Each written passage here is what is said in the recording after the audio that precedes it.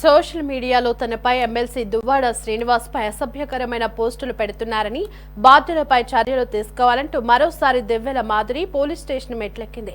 ఈ మేరకు టెక్కలి సీఐకు ఫిర్యాదు చేసింది.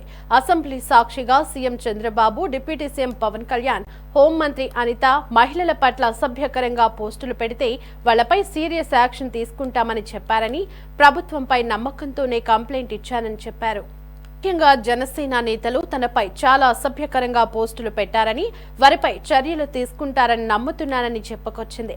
ఆ పోస్టులను చూసి తాను మానసికంగా చాలా వేదన అనుభవించారని, అంత జుగుప్సాకరంగా జనసేన పేరు చెప్పుకుంటూ పోస్టులు చేస్తున్నారని ఆరోపించింది.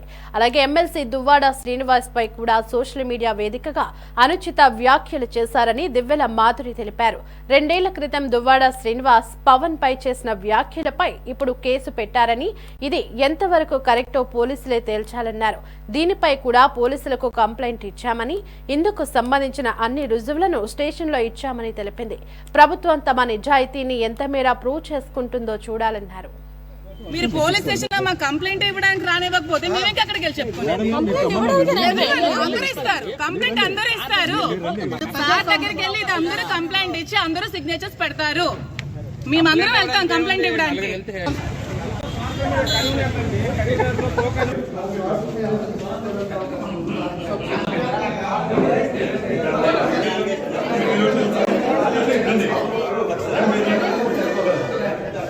ఏసీబీ కార్యకర్తలు నేను మాధురి అనే నా మీద చాలా అసభ్యకరంగా సోషల్ మీడియాలో పోస్టులు పెట్టారు.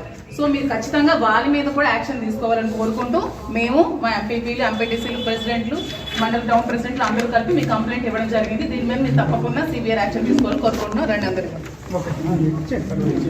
శివసేన నుంచి చాలా థ్రెట్ ఉందని, చంపిస్తానని బెదిరించి చాలా కంప్లైంట్స్ పెడితే 2 months బిఫోర్ మేము కంప్లైంట్ ఇవ్వడం జరిగింది. దాని మీద ఎటువంటి యాక్షన్ కానీ ఎఫ్ఐఆర్ కానీ ఫైల్ చేయలేదు. కానీ ఎప్పుడో 2 years బిఫోర్ శ్రీనివాస్ గారు ఏదో జనసేన పవన్ కళ్యాణ్ కోసం మాట్లాడారని చెప్పి దాని మీద కేసు ఫైల్ చేసిన వెంటనే ఎఫ్ఐఆర్ ఫైల్ చేయడం జరిగింది శ్రీనివాస్ గారి మీద.